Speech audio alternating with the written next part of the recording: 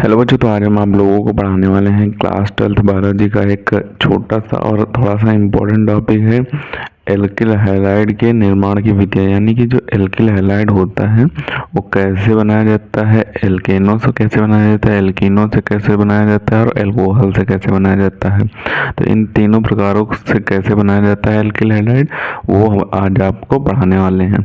तो जो टॉपिक है ये हेलो एल्केन और हेलो एरिन वाले चैप्टर से लिया गया है आपके, तो उसी चैप्टर से लिया गया। तो सबसे पहले देख लेते हैं जो एल्किल हैलाइड है ये एल्केनों से कैसे बनाया जाता है। यानी कि जो एल्केन होते हैं उनसे कैसे एल्किल हैलाइड प्राप्त होता है। तो इसकी थ्योरी में दिया हुआ है कि प्रकाश तथा उत्प्रेरक की उपस्थिति में Cl2 अथवा Br2 यानी कि क्लोरीन या फिर ब्रोमीन एल्केनों से क्रिया करके एल्किल हैलाइड का मिश्रण बनाती हैं। यानी कि यहाँ पे एक एल्केन ले लेंगे यानी CH4 ले लेंगे और यहाँ पे ये क्लोरीन के साथ क्रिया करेगा किसकी, प्रकाश की उपस्थिति में, यानी प्रकाश तथा उत्प्रेरक प्रकाश की उपस्थिति में क्रिया करेगा CH4 और Cl2। तो यहाँ पे CH3Cl हमें प्राप्त हो जाएगा और HCl इसमें मुक्त हो जाएगा। यानी कि यहाँ का एक H और यहाँ का एक Cl मिलकर HCl बना लेगा जो कि मुक्त हो जाएगा। पुनः यह जो CH3Cl है ये Cl2 के साथ क्रिया करेगा प्रकाश की उपस्थिति में, फिर से ये HCl मुक्त कर देगा और हमें प्राप्त हो जाएगा Cl2 ये प्राप्त हो जाएगा। क्योंकि यहाँ पे एक H जो होगा वो Cl के साथ HCl बना लेगा और यहाँ पे Cl2 बचेगा और CH2 बचेगा, तो CH2Cl2 हमें प्राप्त हो जाएगा। और पुनः ये जो CH2 और Cl2 है ये Cl2 के साथ क्रिया करेगा यानी कि क्लोरीन के साथ क्रिया करेगा प्रकाश की उपस्थिति में, तो हमें HCl यानी कि हाइड्रोक्लोरिक एसिड हमें प्राप्त हो जाएगा। यानी कि ये मुक्त हो जाएगा और हमें CHCl3 प्राप्त हो जाएगा। यहाँ पे एक Cl यहाँ HCl के साथ आ जाएगा और एक H यहाँ से मुक्त हो जाएगा, तो यहाँ पे CH बचेगा और यहाँ पे एक Cl बचेगा और दो Cl यहाँ हो जाएंगे, तो CHCl3 हो जाएगा। पुनः ये जो CHCl3 है ये Cl2 के साथ क्रिया करेगा प्रकाश की उपस्थिति में, तो यहाँ पे एक HCl मुक्त हो जाएगा, यहाँ पे एक HCl मुक्त हो जाएगा और CCl4 हमें प्राप्त हो जाएगा। ये H और यहाँ पे एक Cl मुक्त होगा, यहाँ पे दो Cl और यहाँ पे दो Cl मिलके CCl4 बना लेंगे यानी कि कार्बन टेट्रा क्लोराइड बना लेंगे। ये पूरा कार्बन टेट्रा क्लोराइड बन जाएगा। अब हमें क्या प्राप्त करना था, यहाँ पे एल्किल हैलाइड के निर्माण की विधियां हैं ये, तो हमें एल्किल हैलाइड प्राप्त करना। एल्किल क्या होता है, जो कार्बन की चेन वाले होते हैं उन्हें बोलते हैं एल्किल, और जो हैलाइड होते हैं वो क्लोरीन, ब्रोमीन, आयोडीन या फ्लोरीन हो तो वो हैलाइड के रूप में काम करते हैं। तो यहाँ पे एक कार्बन मिल रहा है आपको और यहाँ पे क्लोरीन मिल रहा है, तो ये यहाँ पे एल्किल हो जाएगा, ये हैलाइड हो जाएगा, तो हमें एल्किल हैलाइड यहाँ पे प्राप्त हो जाएगा।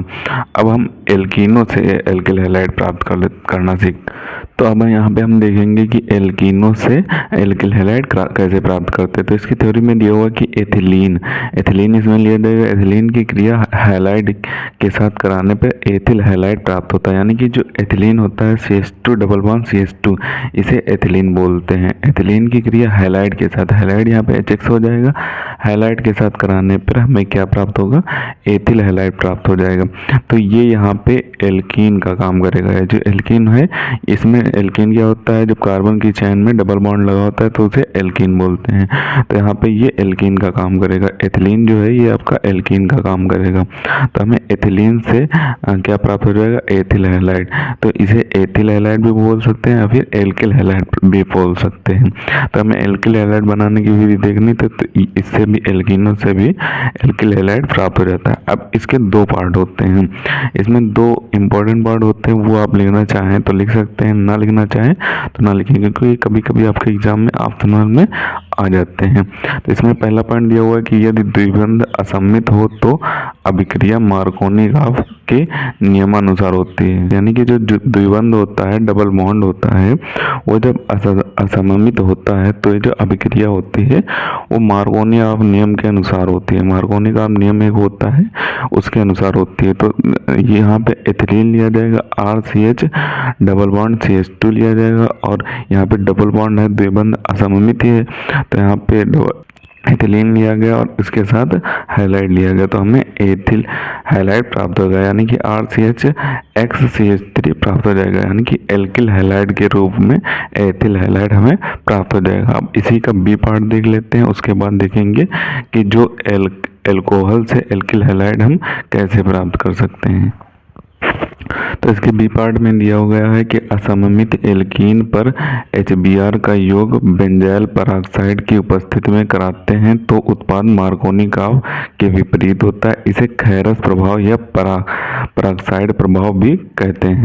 यानी कि जब असममित एल्कीन पर HBr का योग बेंजाइल पेरोक्साइड की उपस्थिति में कराते हैं तो हमें जो उत्पाद प्राप्त होता है वो उत्पाद जो होगा मार्कोनिकॉव के विपरीत होगा, यानी कि एंटी मार्कोनिकॉव होगा, और इसे खैरस प्रभाव या पेरोक्साइड प्रभाव भी बोलते हैं। तो इसमें रिएक्शन क्या बन के आपके तैयार हो जाएगी, इसमें रिएक्शन बन के तैयार हो जाएगी CH3 single bond CH double bond CH2, और इसका जब HBr के साथ योग कराएंगे बेंजाइल पेरोक्साइड की उपस्थिति में तो हमें क्या प्राप्त होगा, CH3 CH2 Br प्राप्त हो जाएगा। तो ये एंटी मार्कोनिकॉव नियम का पालन करता है।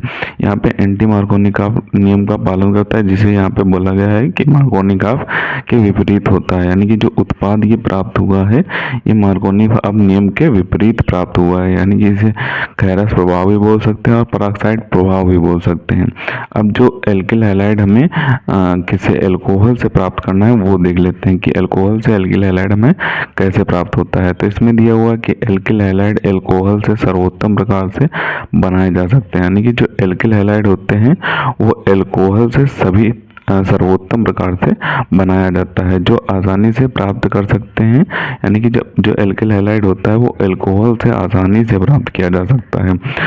क्लोरो एल्केनों का निर्माण एल्कोहल को HCl और ZnCl के साथ गर्म करते हैं, यानी कि जो क्लोरो एल्केन होते हैं उनका निर्माण करने के लिए एल्कोहल जो होता है ROH उसको HCl और ZnCl के साथ गर्म किया जाता है, यानी कि यहाँ पे क्या रिएक्शन बनेगी, हमारी एल्कोहल लिया जाएगा, ROH लिया जाएगा और इसमें क्लोरो एल्केन लिया जाएगा, यानी कि HCl लिया जाएगा।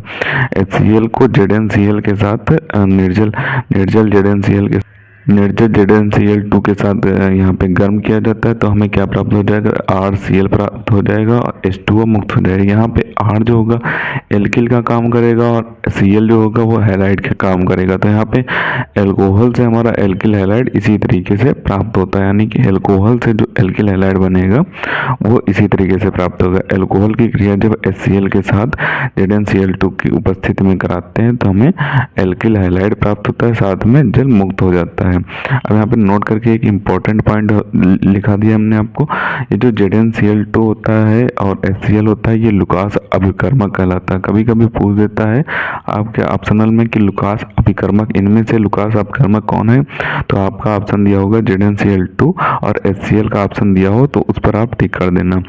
और आगे यहाँ पे दिया हुआ है कि प्राथमिक तथा द्वितीयक एल्कोहल की HCl से अभिक्रिया में ZnCl2 उत्प्रेरक की आवश्यकता होती है, यानी कि जो प्राथमिक एल्कोहल होते हैं और द्वितीयक एल्कोहल होते हैं उसके साथ जब HCl की अभिक्रिया होगी तो वहाँ पे ZnCl2 उत्प्रेरक जो होगा, निर्जल ZnCl2 जो उत्प्रेरक होता है उसकी आवश्यकता पड़ती है। तृतीयक एल्कोहल की अभिक्रिया करने में ताप पर केवल सांद्र HCl के साथ मिलाने पर संपन्न हो जाता है, यानी जब तृतीयक एल्कोहल की अभिक्रिया कराएंगे तो वहाँ पे ZnCl2 की आवश्यकता नहीं पड़ेगी, केवल सांद्र HCl के साथ गर्म मिलाने पर हमें एल्किल हैलाइड प्राप्त हो जाता है। तो ये एल्कोहल के साथ हमें एल्किल हैलाइड कैसे, एल्कोहल से हमें एल्किल हैलाइड कैसे प्राप्त होता है ये हो गया आपका। तो हम एक एक करके आपको सभी के स्क्रीनशॉट दे देते हैं, आप इन्हें अच्छे तरीके से स्क्रीनशॉट कर लें और अच्छे तरीके से आप तैयार कर लें।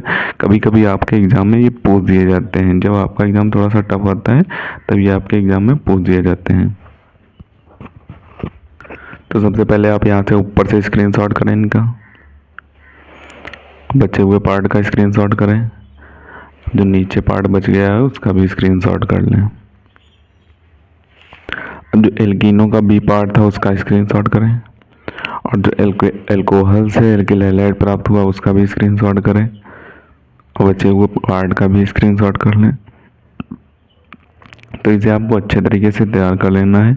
कभी कभी आपके एग्जाम में पूछ देगा तीनों में से एक पूछेगा या फिर तीनों पूछ दिए जाते हैं।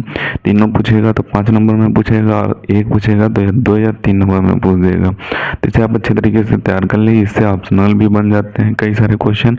मार्कोनी का नियम पूछ देता है, खैरस प्रभाव पूछ देता है, पराक्साइड प्रभाव पूछ देता है, एंटी मार्कोनी का नियम पूछ देता है, लुकास अभिकर्मक पूछ देता है। तो ये सारे जो ऑप्शनल होंगे आपके इसी वीडियो से तैयार हो जाएंगे। तो इसे आप अच्छे तरीके से तैयार कर लें। मिलते हैं किसी नए वीडियो में नए टॉपिक के साथ, तब तक के लिए धन्यवाद। और अगर अभी तक आपने हमारे चैनल को सब्सक्राइब नहीं किया है तो प्लीज़ सब्सक्राइब जरूर कर लें, क्योंकि हम इसी तरीके से क्लास 12 से रिलेटेड इंपॉर्टेंट टॉपिक पर वीडियो डालते रहते हैं।